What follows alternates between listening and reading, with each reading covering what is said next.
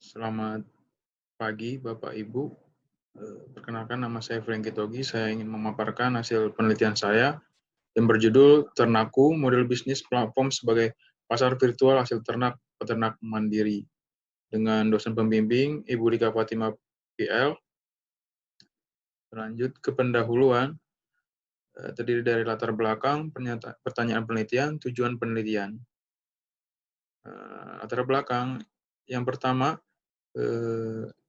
di tahun 2009 kita melihat ada konsumsi daripada daging ayam sebesar 3,13 kg per kapita per tahunnya. Nah, di tahun 2018 meningkat konsumsi ayam menjadi 5,55 kg per kapita per tahunnya. Dari data tersebut disimpulkan terdapat peningkatan dari tahun ke tahunnya sebesar 6,88%. Hal ini melihat bahwa prospek dari pertumbuhan peternakan konsumsi hasil ternak cukup baik di Indonesia.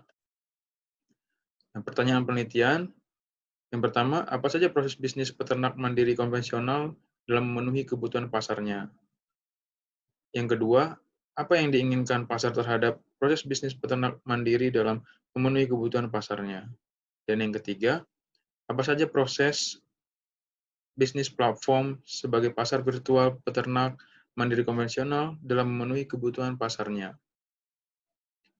Nah, adapun tujuan penelitian, yang pertama, untuk membangun model bisnis peternak mandiri konvensional dalam memenuhi kebutuhan pasarnya.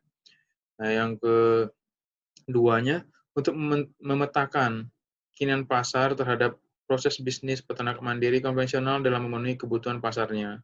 Dan yang ketiga, membangun model bisnis platform sebagai pasar virtual peternak mandiri konvensional dalam memenuhi kebutuhan pasarnya. Selanjutnya ada tinjauan pustaka. Yang pertama ada subnya, ada platform, aplikasi, yang ketiga website, kanvas model bisnis, dan empathy map atau peta empati.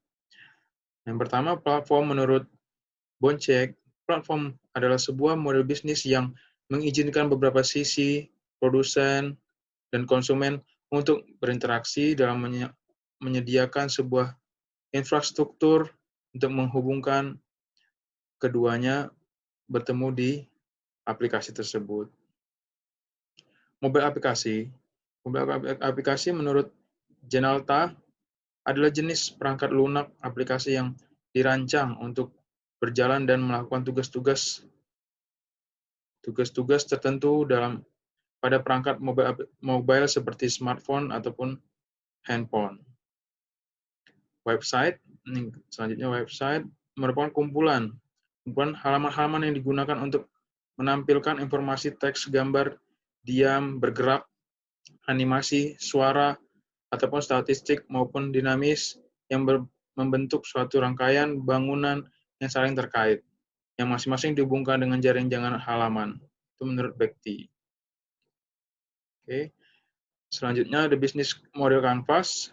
Menurut Oswalder, mengubah konsep bisnis yang rumit menjadi sederhana yang ditampilkan pada suatu lembar kanvas berisi rencana bisnis dengan 9 blok elemen kunci yang terintegrasi dengan baik di dalam mencakup analisis strategi secara internal maupun eksternal dari bisnis tersebut. Empathy map atau peta empati menurut Oswalder merupakan alat bantu visual yang terdiri dari 6 kotak yang terdiri dari beberapa pertanyaan yang memungkinkan perusahaan atau bisnis untuk lebih memahami dengan baik apa yang benar-benar diinginkan dari pelanggan atau konsumennya.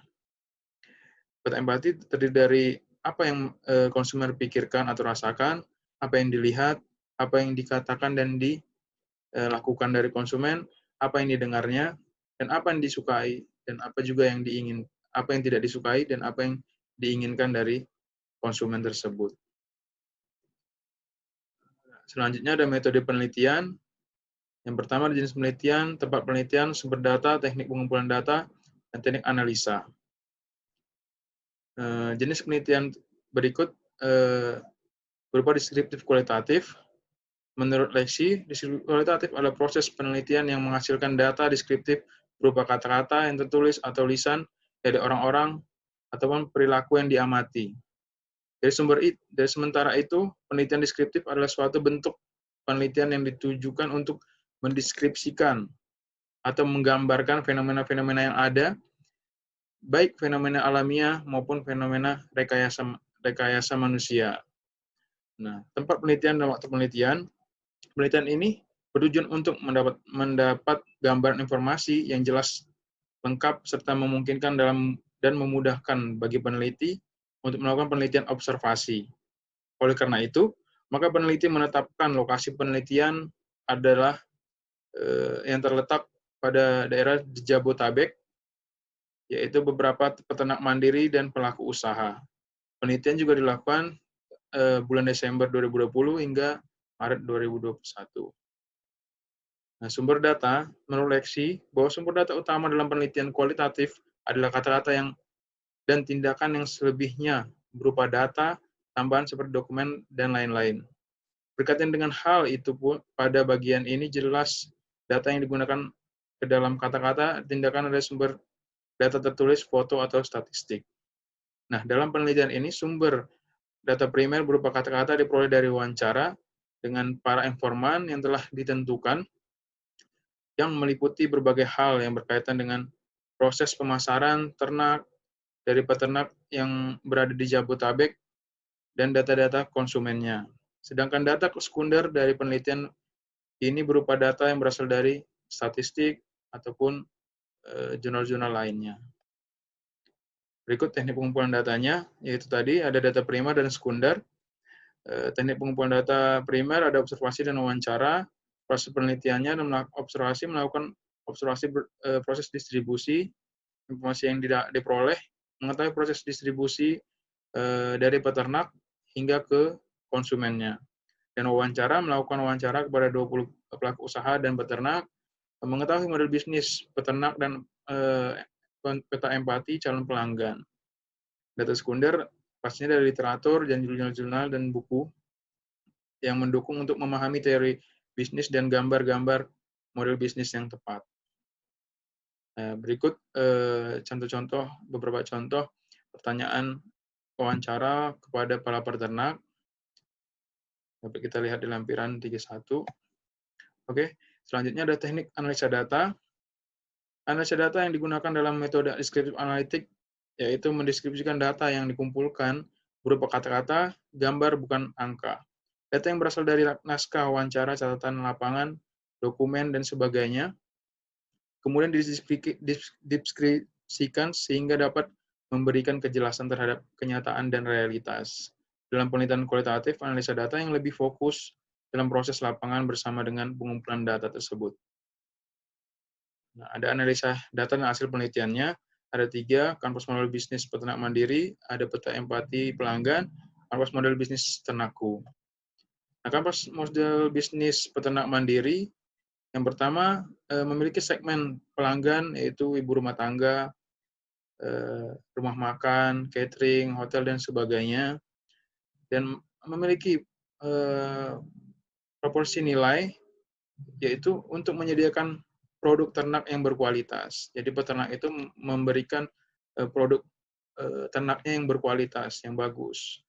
Nah, dan mitra kuncinya adalah seperti penyedia bibit, seperti poultry shop, ada untuk pembayaran, ada perbankan, ada sosial media untuk pemasaran juga. Nah, aktivitas kuncinya dari peternak yaitu pembesaran ternak, memasarkan hasil ternak mereka, dan sumber daya mereka, yaitu pastinya kandangnya dan peternak itu sendiri. Nah, hubungan dengan pelanggan, mereka menjalin hubungan dengan mengutamakan tadi kualitas hasil ternak mereka tersebut. Saluran perantaranya bisa melalui Facebook, Instagram, dan sebagainya. Adapun struktur biayanya, seperti biaya operasi, biaya pakan ternak, biaya listrik, dan sebagainya. Ada juga aliran pendapatan, yaitu pastinya penjualan dari hasil ternak tersebut. Ini dia model bisnis dari peternak mandiri.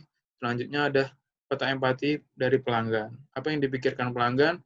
Yaitu membeli dengan menggunakan aplikasi. Kenapa? Karena mereka dimudahkan dengan menggunakan aplikasi buat memesan barang tersebut dengan mudah. Yang kedua ada harga ayam lebih murah pastinya, lagi ternaknya lebih murah, dapat diakses dengan cepat. Tadi. Dan apa yang dilihat dari pelanggan, apa yang dilihat itu mereka melihat dari harga yang murah juga dan memperoleh cashback atau promo pastinya. Udah itu apa yang didengar dari pelanggan adalah urusan media sosial, pastinya mereka melihat dari media sosial, informasi dari teman ataupun ulasan dari aplikasi. Selanjutnya apa yang mereka bicarakan itu mencari informasi melalui media sosial dan mereka tidak akan membeli produk tersebut apabila produk tersebut tidak baik, dan mereka akan membeli kembali produk tersebut apabila produk tersebut terlihat dengan kualitas yang baik. Nah, apa yang mereka tidak inginkan, yaitu harga yang tidak sesuai dengan kualitas, ketidakpastian pengiriman, sistem keamanan yang buruk.